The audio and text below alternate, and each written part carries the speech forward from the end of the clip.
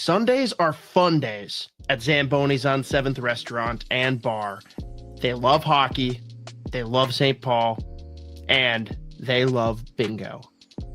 Their charitable gambling sponsors are St. Paul Capitals Youth Hockey, and they've partnered with them for Sunday bingo with great cash prizes, including a $1,000 coverall game. Take advantage of free street parking on Sundays and stop in for great food and drink, cash prizes, and of course, THC raffles during Zamboni's on 7th, Wake and Bake, and Smash Mouth Pizza Brunch Bingo Sundays. Come get it. What is going on, everybody? Welcome in to another episode of Wildly Informed. Brett and Isha back with you. Perhaps we should take 2-week breaks more often. 7 games from the time we last recorded. The Wild 6-0-1 in those 7 games with 3 shutouts, 2 courtesy of the Great Wall of St. Paul, Jesper Wallstedt, 1 courtesy of Philip Gustafsson. We will definitely talk a little bit about Jesper and Gus, and a lot as well as some other NHL news, Wild news, all that good stuff. Before we do that, gotta check in with Isha. Isha's been about 2 weeks. How's your Thanksgiving? How's it going? Good. Thanksgiving was great. Everything's going good. I mean, other than it's cold as hell and winter came a little earlier than it did last year. I feel like last year, winter didn't hit until we never really got winter. And then we got 3 weeks of this cold, but now that it's hit this early, I'm like, oh man, we're in for one. So I mean, other than took me a couple tries to start up the old car the other day. Other than that, things have been good. Yeah, I tweeted at the National Weather Service because I am a big white Christmas truther. And they said that this snow is likely to stick around all the way through Christmas. So, and we're supposed to get more probably before then too. So, yeah. But my general rule of thumb is that, the most ideal time for winter, quote unquote, is from Black Friday through the end of the state hockey tournament. So we got it one day early with it the day before Thanksgiving, but didn't snow on Thanksgiving. So travel wasn't a mess. So honestly, not too much to complain about there. Same with the Minnesota Wild. Lots to get to, but we'll get right into it because we don't have a lot to get to today. We'll start with our hockey headlines. We'll run through these somewhat quickly here. A couple pretty significant injuries since we last jumped on here. First in the division, Tyler Seguin announced today that he's going to be out long-term with an ACL injury. Just kind of a weird collision last night, nothing dirty on it, but another big blow to the Stars, who I think are without 3 of their top 6 defensemen at current as well. But much like the Wild, working through those injuries pretty well, playing good hockey. Next one here. Kyle Palmieri of the New York Islanders out 6 to 8 months with an ACL tear, but this dude went out in style. I think we have the clip here from Twitter, but makes a great play. After basically tearing his ACL and limping to the bench, he's going to be on I think if we get the clip here, he'll be on the top right of your screen. Eventually, we'll pick the defenseman's pocket and set up a goal, and then go off. I don't know what he's got left in his contract, but he's an older player too. So one that could potentially be, I'm not saying it's career ending, but could shorten whatever was left of his career. Well, Brett, he's been around for so long. Yeah, I don't know how many years he's been in the league, but he's I'm one of those guys that's absolutely ancient. All right, so you say ancient, 34, but he's just been in the league since pretty much day one. Only played 1 year college hockey. Coming from Null and the development program, kind of U18 development program, before it kind of evolved into what it was today. Yeah, 1 year college hockey, right away into the pros, and didn't play much really in the AHL. 1 full season, and then I guess 2 full seasons and 1.5 season. Yeah. And then, just crushed it ever since. And talk about a consistent player too throughout his entire career. He is kind of the premier middle 6 center. Or is he center? Wait, I can't remember. I think he's a center. Yeah, center who can give you 20 goals pretty much in the bank every year. Mm-hmm. Even into last year at 24, year before 30. And look, New York Islanders are they're an okay team, kind of. There's some good players that he's been playing with, right? But he's not on a team where on the third line he's buried and he's getting good matchups, or he's playing with superstars in a stacked top 6, right? So it's pretty cool to see him still playing. Hopefully that doesn't derail him too much and we still get a couple more years out of him if he still wants to continue to play. for those years after an injury like this, because it doesn't seem like he was really slowing down at all. And if you're gonna go out that way, like the commentary said, I mean, what a way to go out in style with a nasty injury like that. Yeah, no kidding. Speaking of nasty injuries, another one here moving down the list, also for the Islanders. Alex Romanov going to be out 5 to 6 months after undergoing shoulder surgery. Try saying that 10 times fast. Yeah, he's a fun, like, I bet he's a tough player to play against because he's a fun player to watch. Just a friggin' wrecking ball out there. Yeah, and that stems obviously from one of the boarding hits that Mikko Rantanen had over the last couple weeks, right. which player safety deemed was entirely wasn't preventable because he got hit before, despite extending his arms into the hit. But what has Mikko Rantanen been on this year? Yeah, 3 dirty plays in the last 2.5 weeks probably. Right. I never thought he was really a dirty player. I knew he played hard, but he wasn't like a Trouba and Wilson who teetered on the edge, right? He's just been nasty, and no remorse nasty either. Just and the league is kind of looking the other way, it seems, on him too. But whatever, there. He's not supposed to be their rat. It's all a narrative, right? Right. It's not supposed to be their rat. Philadelphia is going to be without Tyson Forster for 2 to 3 months. Upper body injury for him. If you remember back, that was apparently one of the players that was offered up for Marco Rossi in the offseason. Wild turned that down. Extension news: the Canadiens and Mike Matheson agreed to a $5 million extension. I think he's found some really good success in Montreal after kind of a slow start to his career. I think at Pittsburgh, and then I think he's also briefly with Florida. But they get, I think he's been playing top pairing minutes for them, getting a lot of minutes, but a good piece, veteran presence on the blue line, and that's probably going to be about the going rate for a top 4 defenseman as we enter in a cap increase here over the next couple of years. Trade went down this week, pretty minor. The Blues and Kings swapped some young guys. The Kings get Nikita Alexandrov from the Blues, and the Blues get Akil Thomas from the Kings. I think Thomas at one point was a pretty highly touted prospect, but don't really know much about those guys, but it is a trade, and it's involved guys that have played games in the NHL, so thought we'd mention it on here.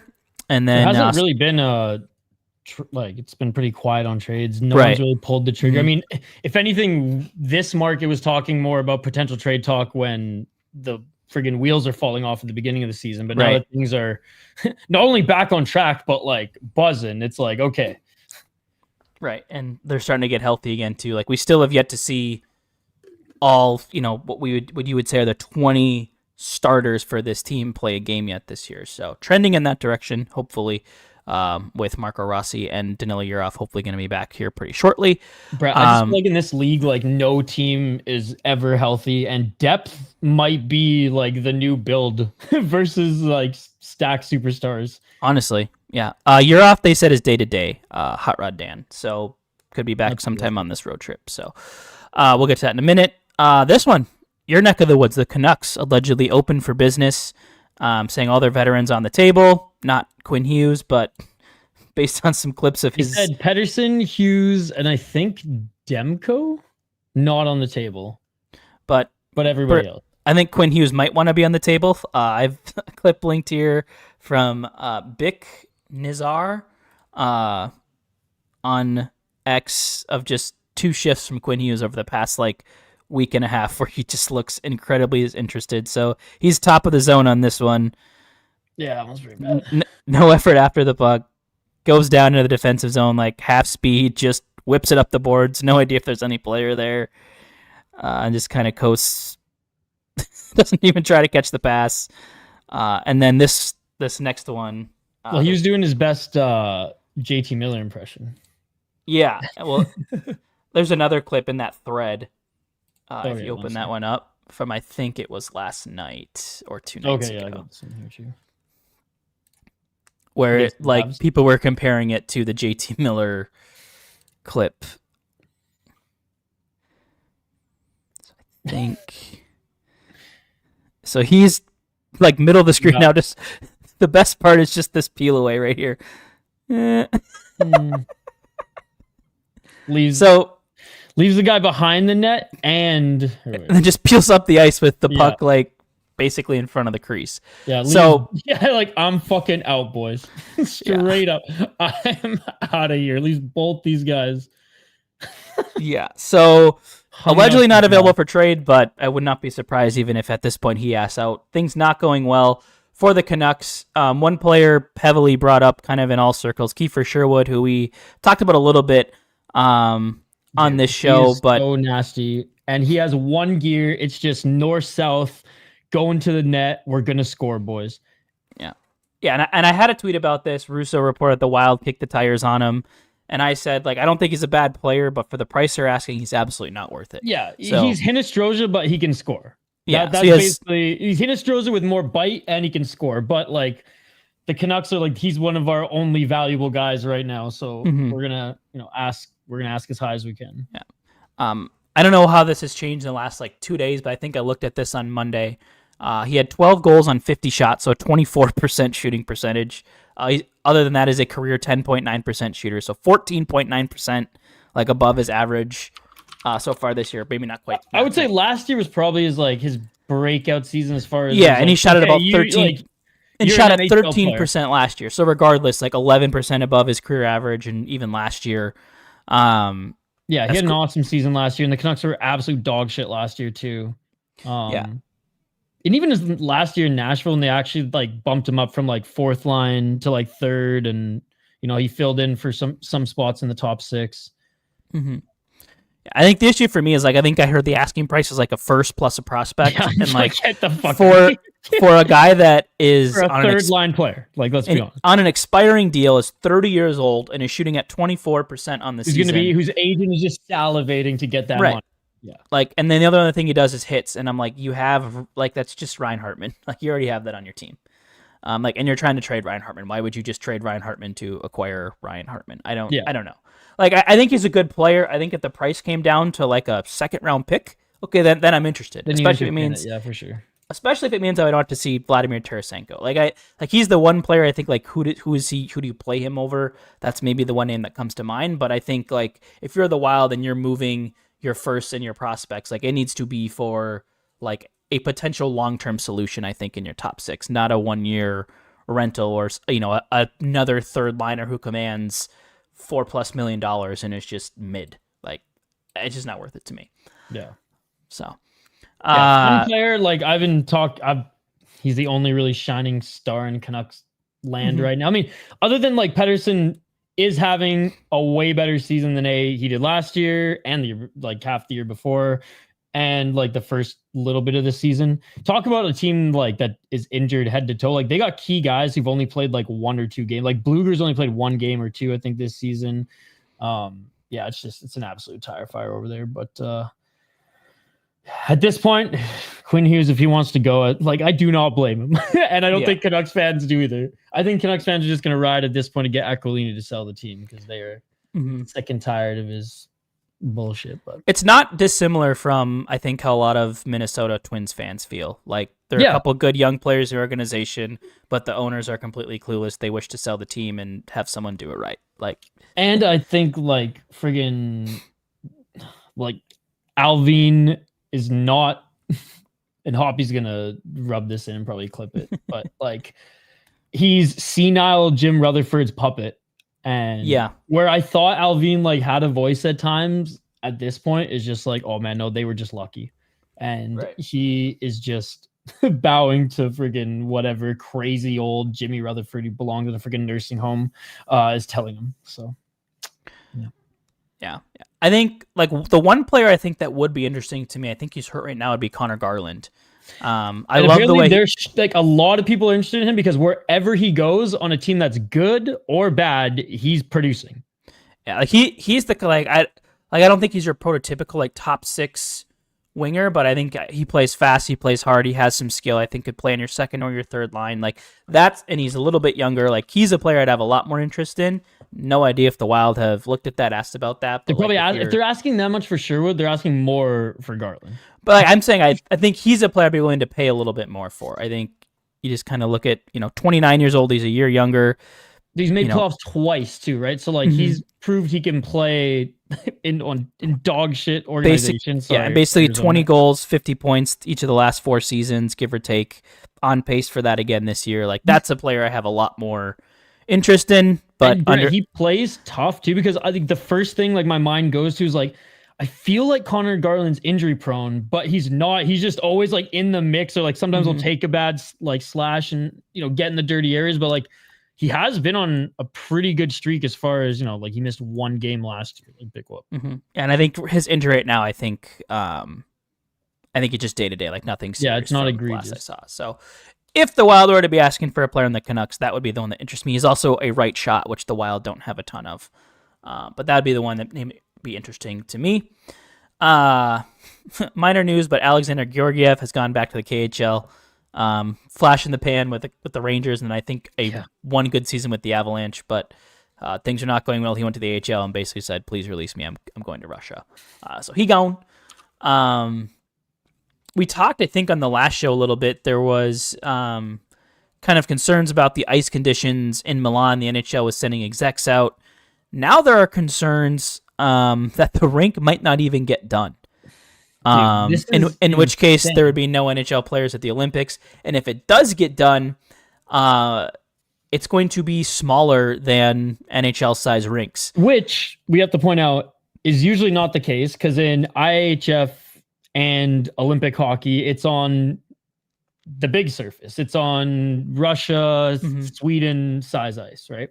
Yeah, so I have some quotes here from the Athletics article, kind of just about what that looks like, what I mean by smaller. So the IHF approved a 60 meter by 200 or by 26 meters, so for us Americans, about 197 feet by about 85 feet, which the NHL is used to playing on about a 200 by 85 foot. So you're looking at about 4 feet shorter, about a similar width, but typically in these shorter rinks, you're looking at a much larger width to play on. So, yeah, the ice situation in Milan looking not great at the moment. You gotta even like players from like Europe are probably like, what the fuck? Like we're used to like this is kind of like our advantage. It's a huge. I think it's a even bigger disadvantage for some of those non big five, I guess you could call them probably. Yeah, with the U.S., Canada, Finland, Sweden, and Czechia. It's just always going to help like more skilled and bigger players. Exactly. When you have less skilled and smaller guys, it's who are used to skating, who can fly out there, and who most of their systems are skating systems and zone entries and things like that versus crazy plays and big hits through the neutral zone. Yeah, I can't believe it, but it's like, of course, like this would happen. Like this is so hockey. Where that the year that the NHL players are returning, it's in fucking Milan. Like, honestly, like Russia wouldn't even mess it up. Like, yeah, half their players would be juiced again, but like at least I would take the juiced Russians over like a potential or shitty ice that's gonna like, dude, worse. Like, and I'm knocking on wood, but like if Matt Boldy or somebody like Faber. The best players in the world that aren't Russian are all going to be there. Yeah, ankle injury out for friggin' 3. No, like it was bad enough in Sochi where Tavares got his leg broken. Islanders season done, right? Like, and that was hockey. That wasn't like ice related. So it's just a shame it's not somewhere that And there's an Italian hockey league, but clearly like there was no consulting, and that's another thing too. And it's not like it's a good league or anything like that, but the IOC, I don't know if you read this in the article too, Brett, but the IOC has refused NHL consulting, has refused IIHF consulting, and has refused consulting from the Italian domestic league there to just like, A, how to get this shit going, and B, like what are the standards you need, not only for like Olympic and international hockey, but for just like a professional domestic league. Isn't it just crazy? Like, hey, you have a sheet of ice that isn't the right size. Your project's behind schedule. Do you want some help? Nah, we got it. Like, what are we doing? So something to monitor. Hopefully they get it all figured out and we can see our players at the Olympics, because I know it's something we've all been looking forward to. Obviously the Four Nations put a lot of hype into that as well. But it would be really interesting to see if, all of a sudden we find out in a month and a half that the players aren't going. Like, does the NHL, like, do they do anything? Or is it just, hey, everyone's going to get that time off? So that'll be interesting. I don't think they're going to redo the whole schedule or anything like that, but I just wonder if they try to put together some sort of, impromptu All-Star game or something. But dude, like if they don't get like their shit together. Like Gary Bettman will be like, dude, we're not sending you. Like Right, next. and then you wonder, in 4 years, are they going to go back? If it's this shitty this year, who knows? So we'll see. Last bit of NHL news. The Dallas Stars released a new jersey, and I will say, something nice about the Dallas Stars. yeah, it's not bad. Like, I think you look at, like, this is the template was used off the jerseys I thought that were really good. When they had, like, Madonna, I think that's the year they won the cup, was in 99, like, but basically the same template. The green was more like a forest kind of wild green, and then the silver was gold. But they were good jerseys. And I think these are good. Nice to see Fanatics put out something that looks something good. Nice. Yeah, and like I think it feels 90s. It feels 90s-esque, and when I think of the Stars, still like I don't think of right away of like the updated all green logo. It's like my mind still goes to like the old Stars, the ones that Wild fans hated the most because it was fresh, because the blood was fresh. Like these jerseys against the Wild in their white would be kind of dope, but we'll see. So not bad. That's like the one nice thing I'll say probably about the Dallas Stars the entire year. You made a good alternate jersey. And then we'll move on here. Wild news. I guess this is a good place to talk about him. Jesper Wallstedt named the Rookie of the Month. Well-deserved. Arguably could have been an overall Player of the Month, which I don't know if they're doing that this year. I don't remember seeing them in October, and I don't feel like I've seen anything yet. So maybe they're not doing Player of the Month anymore, or I missed it. I don't know. Yeah, I mean, what a month for him. Yeah. Like, I loved how he came on the podcast recently, Fellowship of the Rink, and basically was like, "Yep, I saw the comments, I saw the reporters, I saw the fans." Politely said, "Fuck all the haters." Yeah, and he's like, "I hope that I hope that this is a big middle finger to them all." He's like, "I know how to play hockey. I'm good." And that was one of the few bangers in that interview, by the way. He talked about how Winnipeg's just a dump, and like he's like, I don't even leave my apartment. I just play video games. I just play like Call of Duty or Counter-Strike in my room with the boys. Hey, you love it. But no, Brett, it's been truly amazing to see that. Like once he kind of got the call and was like, look, Gus has been doing everything he can, and has been helping this team win games, but he went through a little bit of a lull too. And I was surprised that like it took so long. Like even throughout the lows in the beginning, like we'll say the first 3 to 4 weeks of the season, like we were never critical of Gus, even in some games where, he gave up 1 or 2 where it was like, dialed Gus Bus doesn't give those up, but like he was never the problem. 1 or 2 games here and there. When he even said, I think there was after one of the games, he's like, I don't feel like I'm doing anything different right now than when I'm playing well and winning games. It's just, at that time, they just weren't defending as well. They were bleeding high danger chances. The penalty kill was atrocious. And like Gus was getting, I think it's safe he was getting the more difficult matchups in October. Like Wallstedt got San Jose, I think twice. He was holding his team on his back. He was pulling the load. There were like 3 games where it was just like, okay, you could just, there were a couple duds. You could see the duds. And there was like 3 in a row. And that's where kind of Wallstedt got the call.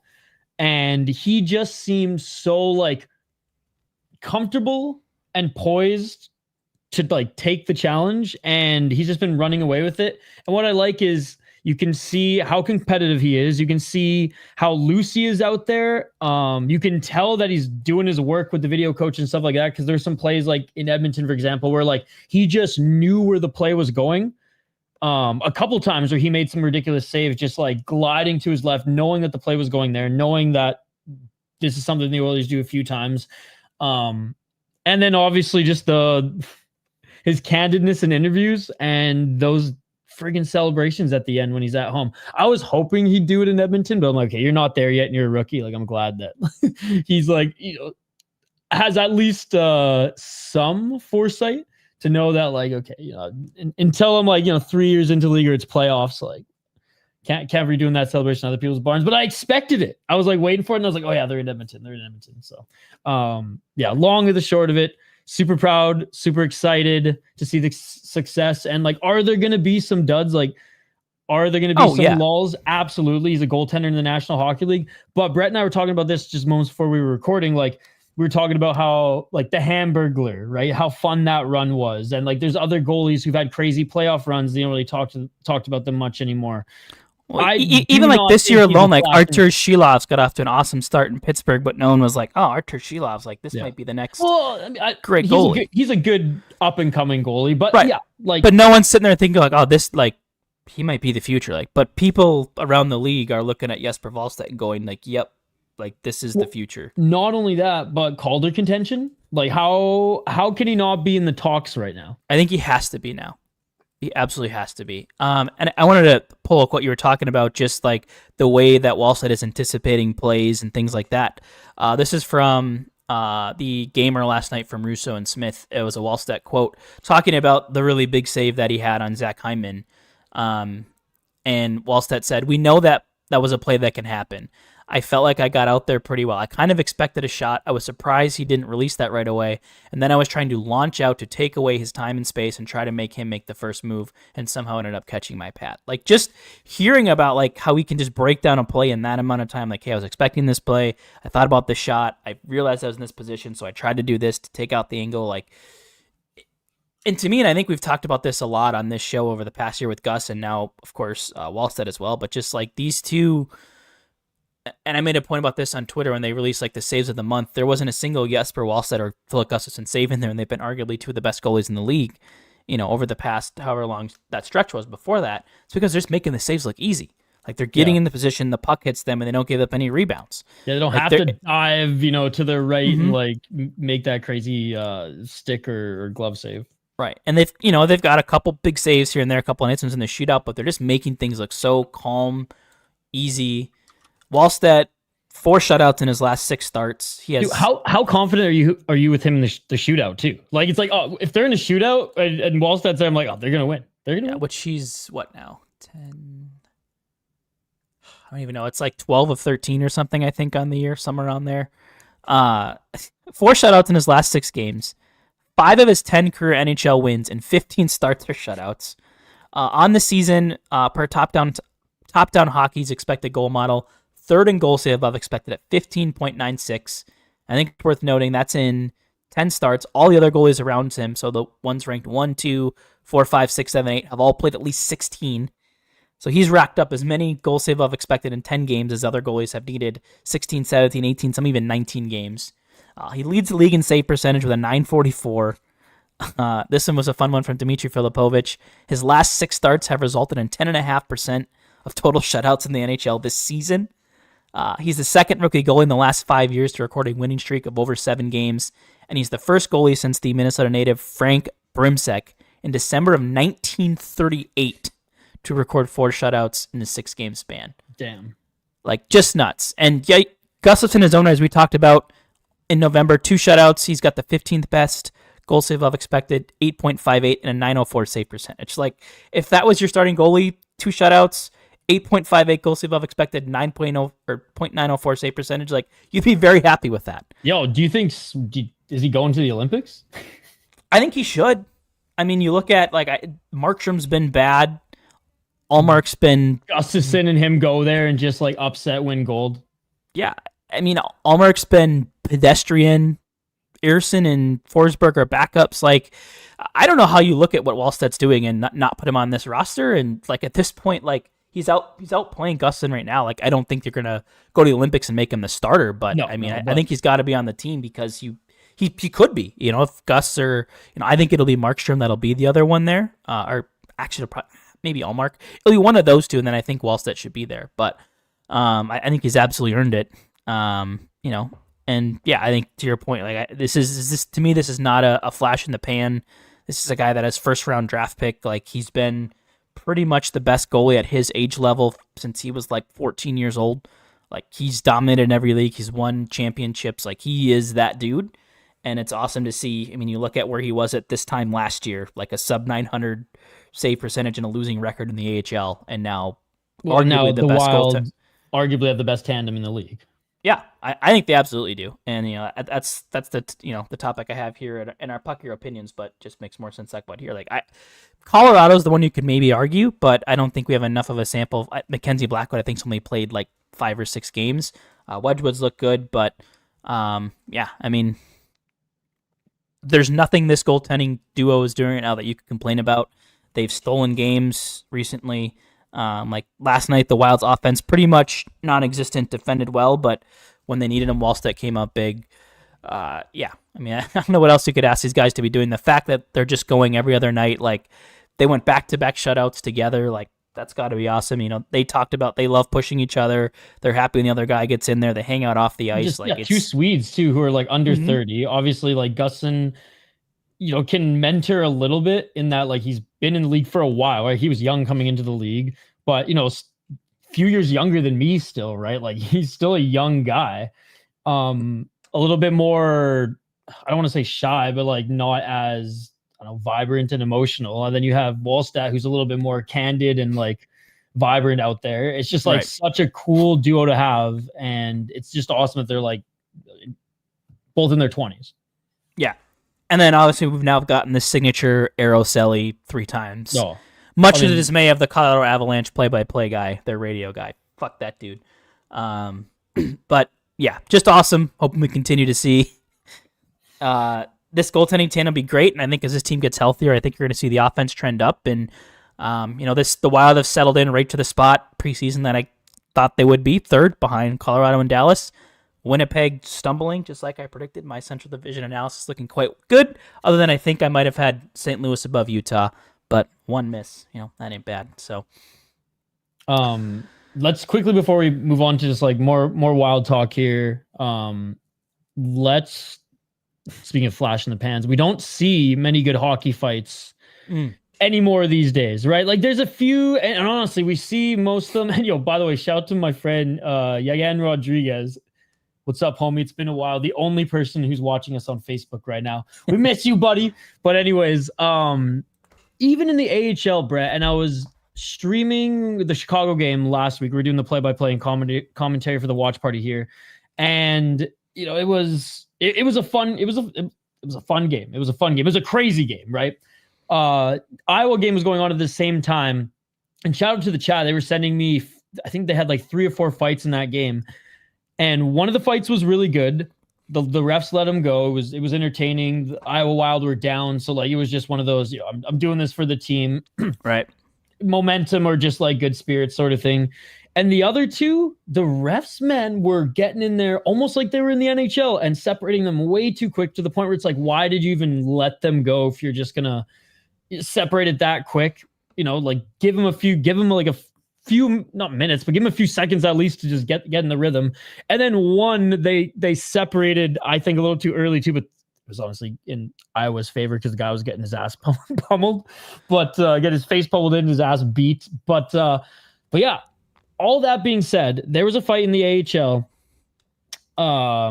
Was it last week? Chicago Wolves and Manitoba Moose, and it featured Wolves player Yannick Turcotte, who is usually 100 plus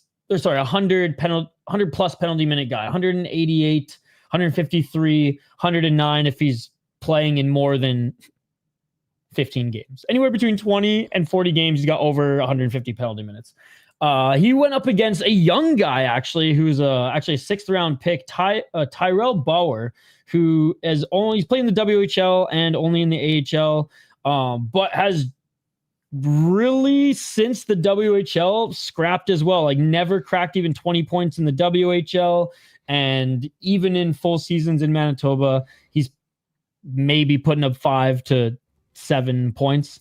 Brett, you sent me this one. I didn't like Brett beat me to this one, guys. So we just wanted to react to it with you guys here. And we have one quick goalie fight to go over after this, but that one's funny in its own right because of the other guy's reaction. But here we go. One of the best fights, if not the best hockey fight of the year so far. Yeah. And I think if we have audio too, I think I got the audio, yeah. The play-by-play guy mentioned, I think one of these guys trains in UFC. Oh, okay. That's what they said. I will say that I shared that and I said that fucking broke my heart and irked me in that. That's like saying, oh, they play the NHL. But anyways, the UFC's a league. The sport is mixed martial arts. But boys in the American Hockey League are going to go right to the middle of the ring. The Candyman and Bauer, who trains great play-by-play too on this. Oh yeah. And here they go, dude. Hell yeah. Just old school rock'em sock'em, dude. Dude, Don Cherry is watching this somewhere, just like big old smile. And the refs let him go. Mm-hmm. Like in the NHL, they would have stopped it. They would have stopped it there. And back to the left comes Turcotte. His helmet comes off. It's already been a long bout, and they want to keep going. Hell yeah, blood already staining the white ice. Here between two of the toughest in the Central Division. And they have now moved towards you can see the bench, they're just stoked too. Dude, and like the 23-year-old, like getting the better of Turcotte, who's been making a career out of this for a while. Like Turcotte's like almost 30. After this one, as the let's go. Gets close to a minute. Dude, what a fight. What a fight. Let's go. Let's go. Like, seriously. Well, and then just the respect after too, like he grabbed his head to make sure he didn't hit it on the ice, like gives him the pat on the head. Dude, like they know. They're like, we were just in fight of the year. Yeah. And I think the blood is from the one guy's. Yeah, I think it's from his knuckles, but just nuts. Yeah, great. And I just love that it just ends with like a nice civil, like, "Hey man, good scrap." Like, yeah, and they know, like, we were like, I'll remember that one, you know. Yeah. And then there was another fight that took place. I think it was in junior hockey. Here, let me bring it up here. No, the USHL. So yeah, junior A, and there was a goalie fight. So there's not a lot of fights in the USHL. Hell, there's not even a lot of fights in junior A anymore. Major junior outside Quebec still has them, but there's like a lot of penalty rules and things like that now. But you barely see them in the USHL. You barely see them in the NAL. And you can see that, like, I'm, excited to watch this one. Wait till you see the players, like, teammates, and how stoked they are for this one as well.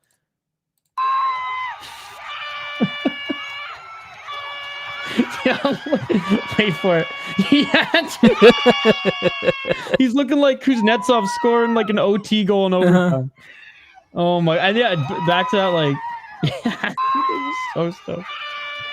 Center ice too, like the bench is just going crazy, dude. I would have loved to see, like, because the old, like, when like Patrick Waugh and like Hextall and shit would fight, like they'd like stare each other down, like take the helmet off and do like almost like a little like ritual as they like skate down. Right. Oh, old school hockey, and as like the fight obsessed guy of the channel, I had to share those. But anyways, let's move on to analytics agenda. What do we got here? Yeah, I want to talk a little bit about Danila Yurov. I think someone, I wish I would have bookmarked the tweet, but one of you added me and said, what do Danila Yurov's numbers look like since being bumped up to a top 6 role? And I said, what an unbelievable topic for the podcast. So here that is. So shout out if it was you that sent me that tweet and you're watching, comment so we can give you credit. Or if you listen to this after, I will retweet it. But yeah, I think like I talked before, like kind of he got into this role about just how much improved he had looked since that 3-game scratch playing with Foligno and Trenyan, and now being elevated. I think a lot of the same things that we liked about his game there have kind of translated here. So since being elevated, 6 games, so this is since November 19th when the Wild played Carolina. 6 games since then, all of this minus the last one against Edmonton. Obviously, day-to-day didn't play. At 5-on-5, he's averaging 14.07 time on ice. If you're wondering like kind of what level of trust that is identical to what Joel Eriksson Ek has seen across his last 7 at 5-on-5. Wild outscoring their opponent 7-6 with him on the ice, controlling 50.95% of the expected goals. So and then 18-15 on high danger chances. So nothing crazy. Like he's not completely tilting the ice, but like holding his own. Like the Wild are still winning his minutes, albeit by a narrow margin. But he's been productive in that time too. So 6 games, he's got 4 points in those 6. He's got a goal and 3 assists, 13 shots on goal. Both of those, I believe the points and the shots are 4th on the team behind basically Kaprizov, Ek, and Boldy. Not a bad 3 to be behind. I think what really stuck out to me is at 5-on-5, 1.94 individual expected goals. So stats that he should have too. Just has the 9 individual high danger chances. Those are both second on the team behind only Matt Boldy, 2.78 individual expected goals, and 11 high danger chances. Like, you like what you see there. Like, I think like in a lot of ways to me similar to Rossi, right? Like he's not the flashy guy. He's not making a ton of moves, but just constantly in the right spot, playing responsibly in the defensive zone. And I think like he's really helped give the Wild kind of that 1-2 punch with, Kaprizov and Boldy on separate lines. Like he's been able to contribute in that spot. I think if there's one area to knock him, 37.5% in the dot, not great, but I think kind of it was a known weakness when he got moved to center in the KHL. That the faceoffs weren't great, but I think of all the things that you can coach him on, that's probably one of the easier ones. Having a guy like Nico Sturm in the mix who's really good at faceoffs, I think it sounds like he's even already been kind of mentoring him on some of that stuff. So I think you have to love what you see, and I think it makes you excited for when Marco Rossi comes back. Like, hey, I don't think Uros probably going to stay in that top line spot. I think that'll go back to Rossi, but can you throw him on the second line with the Boldy and Eck on the wing, or maybe you can slide him to the third line, which makes Ryan Hartman expendable, or you can slide Hartman to the wing. It gives you a lot more options, I think, for your bottom six, and kind of really continues to help kind of shape, what your bottom six looks like, or even your top six if he slots into that spot. So I think great to see just the strides from, it was a really rough month of October, gets sat for 3 games, and I think since then has really, really looked the part, and been the prospect that we've been really, really excited for since he was drafted. Yeah, nothing more to add other than like, I love how upon being benched and watching the game and working on little things that like I imagine, the coaches are working with him a little bit more closely on, given that he's the young guy and the new guy on the team and new to the North American game as well. It's just great to see that it's working. He's picking up on it. He didn't get too down when they benched him and when the team was just down and out of it overall. And it's cool to see that he's one of the guys who are actually helping this team win in a very noticeable fashion, like you just pointed out with the minutes and being on that top line. Yeah, for sure. So great to see there. The good news for the Wild, Marco Rossi back skating with Andy Ness in Minnesota. But depending on how he responds to those workouts, could return at some point on this trip. So that would be in one of the next 3 games within the next week. So last I saw, Dan, was that Rossi is nearing his return. So all good signs there. Let's see. Getting into now, I guess what I have on the analytics agenda. So a couple topics here for Puck Your Opinions, and we'll wrap things up. I just want to say, Puck Your Opinion. So I don't think a lot of controversial takes here. Talked about Wallstedt and Gus being the best tandem in the NHL. So next one I had on here is, I think when healthy, that Vladimir Tarasenko should be placed on waivers. What are you going to get from him on the trade market? Nothing. Do you think if you can get something, sure. If you can get like a 6th or 7th round pick, you make that trade. If not, you waive him. Yeah, I think I've seen enough at this point. I think where I've seen his value is on the power play. He's been a good puck mover there. Helps your second power play, but he's just too much of a liability at 5-on-5 for me at this point. I think you looked at the numbers. I think his first game back, the line he was on had a 25% expected goal share. And I know, different team, different night. The night before, the other 2 guys on that line, and I think he swapped spots with Trenyon. They had a 60% expected goal share with Trenyon, and then dropped to 25%. It's just, I've seen enough with him. This is not working. Okay. It's just not working. The Wild got him for free. You can get rid of him for free. Low cost, right? No risk, and it opens up a spot for potentially Ogren to get some better. Yeah, and I think, and we didn't talk. Trenyon, who let's be honest, has deserved it as well. Yeah, I think Trenyon's played really well. We haven't talked much about Liam Ogren, but I think he's playing the best I think we've seen him so far. Nothing on the score sheet to show for it, but I feel like his speed's been more noticeable. He's had a couple nice takeaways.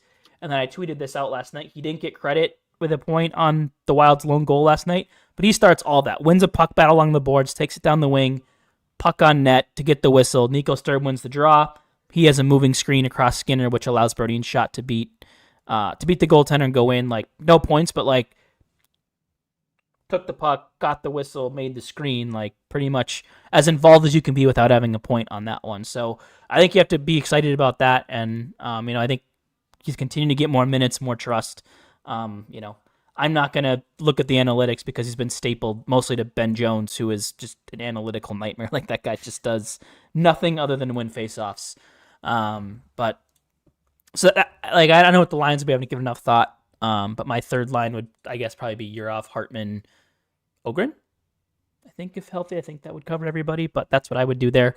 But yeah, I just don't think he should be there.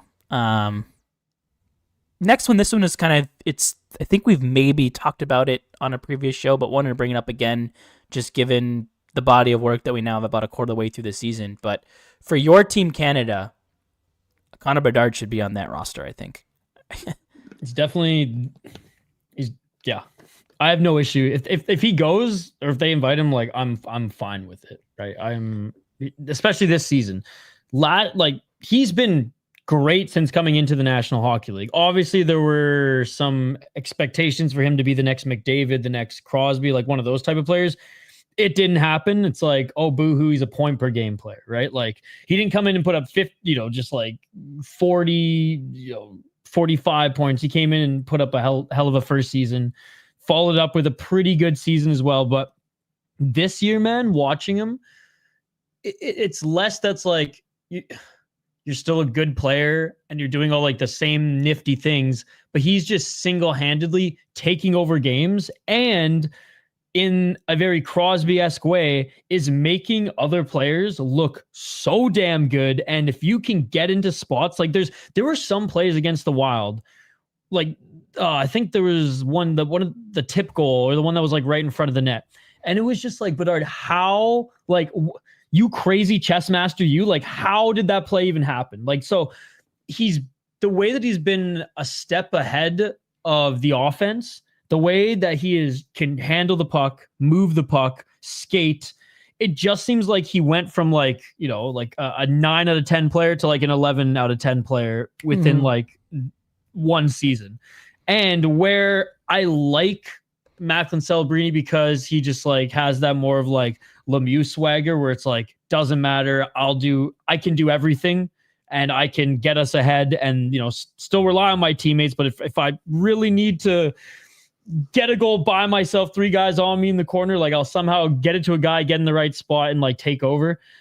Bedard is just such a different style of young superstar, and where at first and I guess I still am to a small extent, am like, if it comes down to one, pick Celebrini because he's just a little bit more complete. Fuck, man, like Bedard's making a case where like, can I really pick one or the other? Am I just lucky to have one on the team? Right. Like, I think they should, for what the record, I think they should both be there. Like, I think me too. Like, and the one thing you didn't know with Bedard, that shot he has is insane. The goal he scored last night against Vegas, like, took it down the wing, like, skating full speed, cuts across the middle, and goes, like, basically legit in the far corner while moving the opposite direction. But he shot the puck from, like, his skates. Like, dude, you look at where the stick is, and all of a sudden the shot comes off, and it's like, yeah, no wonder the goalie didn't save it, because no one on the planet thought he could shoot from that position. So it sucks that the Wild have to play against him, but, like, he is looking every bit the part that the hype was worth it. Yeah, he's unreal. Canada will probably overthink it and leave him at home for probably Sam Bennett, who's having a not good year in Florida, but hey, gotta have that grit. And when they lose 4-2 and wonder why they can't score goals. I'm trying to find. God, I didn't save it on Instagram, but I liked it. But I don't use Instagram enough where I can't even find where I like stuff. But anyways, I'll bring it for next week. That'll be my homework. But someone proposed a lineup, or the roster anyways, and Bedard and Celebrini were on it, and his lineup. And at first I was kind of like, but then like I looked at it a couple more times. I was like, oh fuck, like this guy's on to something. So, wait a minute.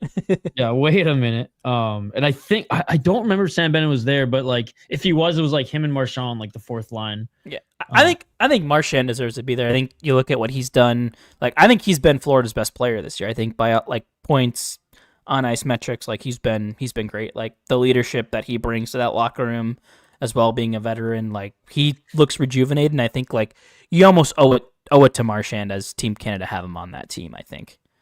Dude, I can't believe that like I'm saying anything nice about Marchand. Yeah. There's a time and a place for everything. He's no Bergeron, Bergeron was like class, like was like the only Bruin that like I didn't hate. Cause I was like, you were classy. And like, not to say Chara wasn't classy, but like Chara was literally like almost killing guys out there on the ice. Right. And and Brett, for like 3 years after he won, like I don't know if it was TSN or Sportsnet, but like as part of their just like hockey intro package to like a segment, that scene of Chara like putting up the cup, and it just made me sick every time. So I was like, it wasn't until Chara retired where I was like, I like this guy. Yeah. No, I get it. I get it. Yeah. But Marchand, I had Bergeron, like loved him. And like, to me, he was always like a Canadian hockey player versus a Boston Rat. Sure. Well, speaking of the Olympics, should the players actually go and the ice is in good shape, I just want to talk about which Wild players do we think are in the mix.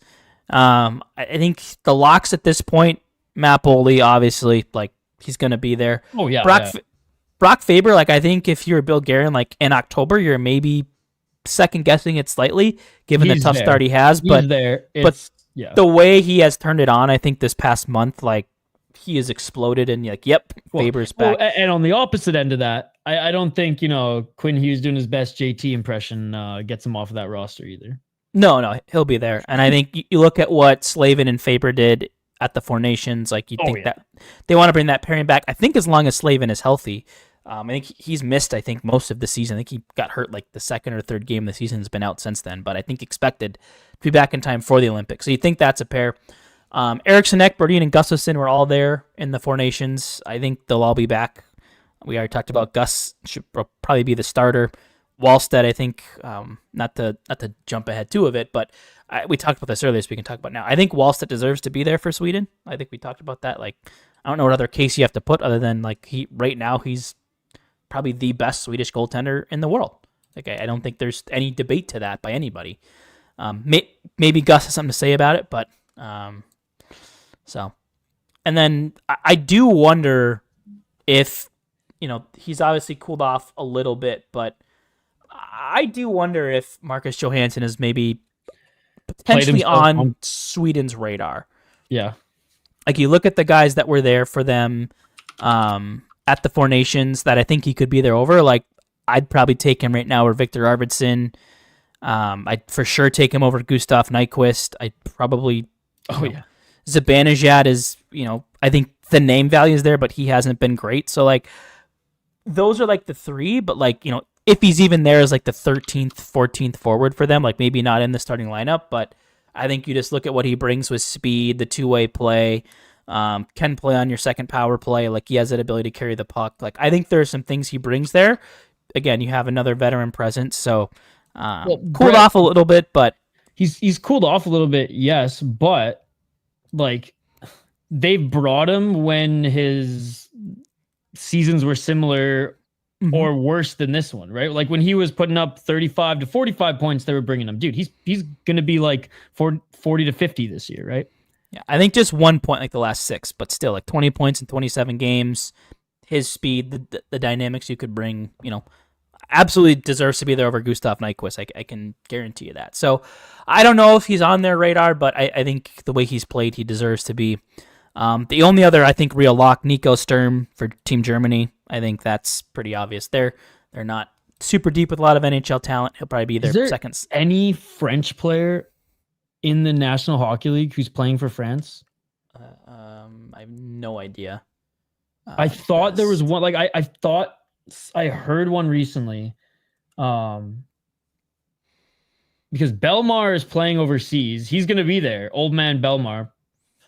But I feel like there's one. There's got to be one in the NHL, and I feel like it's a name that we're like, oh, Texier, Alexander Texier, I think is. Jeez, because the one who played for a while is Pierre-Edouard Belmar, and then Anton Roussel was also from France, and Xavier Ouellet. That's the one. Yeah. Mm-hmm. Yeah. So so Belmar and Texier, I think, are the only, or Texier doesn't play in the league anymore, I don't think. Like, I think Belmar's out of the league, Ouellet's out of the league, and I think Texier was actually just claimed off of waivers. Oh my god! So that'll be rough for France, but they'll be there. You know what's crazy? There's one player from Australia who I think is still in the league. Like he played for Washington for a bit. I want to say he was with the Avs for a little bit. I couldn't tell you. I don't know my country of origins as well for the obscure it's ones. so funny that the domestic team he played for literally just had it. It was the most stereotypical thing. It was like a yellow and cream, like Pittsburgh color with a big kangaroo on it. Like it was awesome. Dope. I don't think he'll be on the radar, and we talked about this a couple weeks ago with his resurgence, but I still think Jared Spurgeon should be in consideration for Canada. You look at what he can do against the league's top competition, perfect third pairing guy, right-handed shot, but they probably won't, but I think he should be there. I'm just going to continue to toot my Jared Spurgeon horn as much as I can. Czechia. They're pretty deep on the back end. So. Yeah. Czechia, I think we'll see 2 Iowa guys there. I think both Jiricek and Spacek will be there for Czechia. They love Spacek internationally. Jiricek's been really good for them internationally, so I imagine that they'll both be there.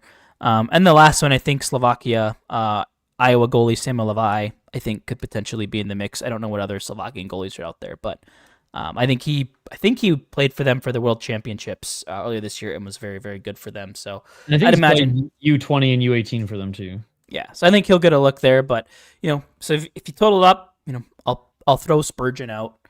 Because I don't think it's likely. But let's include all the other players talked about. 1, 2, 3, 4, 5, 6, 7 full-time Wild players, and then 3 AHL players, like 10 players in the Wild organization, potentially at the Olympics. And then I think if the Russians were going to be there, Kaprizov, Trenyan, and Tarasenko, and maybe all there. So you maybe have 13 from your organization, which would be pretty cool. Literally half your roster at the Olympics would be. That's pretty cool. Would be pretty cool.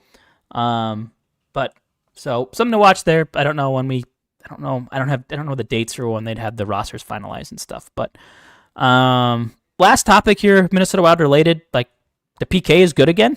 Finally, I don't even know if again the PK is finally good. Yeah, maybe. So I don't know if my stats are 100% accurate. I was using StatMuse, who most of the time has accurate data, but it's hard to find monthly power play penalty kill data, but I believe the Wild in November were 34 out of 37 on the kill, just 3 goals against, 91.9%. Only got outscored by 1 goal. They scored twice shorthanded, Boldy and Faber, and I think it was 2 games apart. So went on the kill. If you're only getting outscored by 1, 3 goals against, 2 goals for, not too shabby. I wish I had the ability to clip stuff more, but like I just watching it, I had a huge show I think last year where I talked through a lot of what was wrong, the way they weren't shifting properly. Like I've seen huge improvements on that front. There was a play the other night basically where the Wild got a little bit out of sorts. A guy up top chased and the puck goes across. And I think the previous Wild, the guy on the back that would have usually slid up to the top and left a passing lane like wide open, straight shot to the net. I think this was Faber. And instead of chasing up top, just basically like held his spot. And I was like, yes, because now you stayed in the shooting lane. You took away the passing option. Even though that guy had room to walk to the net, Faber's like, I'm just going to stay here. I'm in the shooting lane. And instead of chasing, like stayed put, stayed disciplined. I don't think he can be overlooked that Nico Sturm has come back, helping them win some more draws. They're getting clears earlier on. We saw Zuccarello too, huge. Yeah, and I think Brodin and Faber have really, I think, learned a lot better how to defend in the penalty kills. So, are they a 91% on for the rest of the season? Probably not. But I think can they maintain above an 80% for the rest of the year? I think they can. I think I've liked what I've seen. Obviously, the goaltending's been huge. They come up with some big saves, but something we've talked about feels like for the last 4 or 5 years is just how bad the penalty kill has been. To finally see it improve and some rare shorthanded goals like from your skill guys out there, like Boldy seemingly starting to figure out how to be effective on the PK as well, which is huge. But just another bright spot of this past month. I mean, not a lot went wrong, but I think you look at what was the keys to the Wild's November success. Wallstedt and Gustafsson being phenomenal, the PK being lights out, and then Kirill Kaprizov and Matt Boldy scoring a ton. And that's the 3 things I think for this team to be successful, that's what has to happen. Got to limit penalty kills. Goalies got to play well, and your best players got to be your best players, and all of that hit right in November. I think I always talk about positive, negative regression. I do see some regression coming for the Wild, some of the stuff they're doing right now is pretty unsustainable. But like I think somewhere in between November and October is the reality of this team, and I think it's closer to the November side than it is to the October side. Yeah, no, I agree, and I don't think it's going to be even when the team goes through a little bit of a lull again. It's not going to be as bad as what we saw earlier this season, because it can't. Agreed. Because it can't be, right? Agreed. By the way, for those, we had actually a pretty big audience here today, Brett. So big shout out to everybody who's been hanging out with us on X, on Facebook, and of course on YouTube. If you guys are still hanging out with us in the chat, I know there's a few people who've just been like commenting on like the video post on X. Link to the YouTube channel is on the post, or I think you can comment on X as well. But if you guys have any questions for Brett, I know there's like a lot of questions right off the top of the show, but like we just dive into the podcast. Maybe this is what we'll do, Brett. So like we might not get many right now, but maybe I'll start saying like end of the show, if you have any just like specific questions on stuff that we don't get to on the podcast, because most of your questions, like, Brett is as dialed as you guys are. Like we're probably going to get to most of your questions, but if we don't, then maybe we like leave the last 5-10 minutes of the show, like whatever you guys have for Brett or anything that we didn't get to Wild or hockey related, we can open up the floor to that. So if there are any that we didn't get to, because I know we went from like 40 plus people watching on YouTube to like now just like 15 or so, and the show's wrapping up. But if there is any questions or anything we didn't get to, fire away. And as I give them, I guess, a couple more minutes to do so, Brett, I got to share. And if you guys haven't followed the World Hockey Report, they're fun, sometimes intense, but they have some good tweets every now and then. I know Brett's cringing, but you're not a fan. But I do like this one. First look inside the Milan hockey arena. It's like a practice rink. That's like 10 I love the comments. Like, I know this is a joke, but from what I've seen, it's pretty close to accurate. Yeah. Oh man. Also, Brett, I saw you updated the player cards. Yeah, sorry for the delay. I think I was like 3 games behind, but like I was telling Isha before we got on, I think I spent like 10 non-sleeping hours between Wednesday and Sunday at my house. So, yeah, but player cards are up. Like a lot of blue lately. Happens when they're winning. It's pretty much Boldy, Kaprizov, and a goalie most nights on these cards, but because just the way my model works, it favors good goaltending and better offense than it does good defense. But yeah, I mean, I think if you're like I talked briefly about the Wild maybe regressing in December. I would hope that doesn't happen soon, because you look at the upcoming schedule. We were talking about this before, like about as easy of a schedule as you could probably get for a road trip. Starts tomorrow or continues tomorrow in Calgary, who is 32nd right now in the NHL standings, playing better as of late. They're 5-3-2 in their last 10, with a 52.8% expected goal share, which is actually 10th over the last 10 games. But again, a team I think more so riding a good goaltender, as you alluded to, but unable to finish, and a team that can't finish against the league's best goaltenders. That's a match that you probably like there. Saturday, they play Vancouver, 30th in the standings. They are just in a full-on slide right now, though. 3 points. 2-6-2 in their last 10. A 31st ranked expected goal share at 42.03%. So not a lot going well for them there. And then they wrap up the road trip Monday in Seattle, who currently ranks 21st in the standings, 4-4-2 in their last 10, only rocking a 43.5% expected goal share. So, which last Fellowship of the Rink episode, I actually filled in and I got to interview Freddie Gaudreau, who will be facing his former team in Minnesota Wild.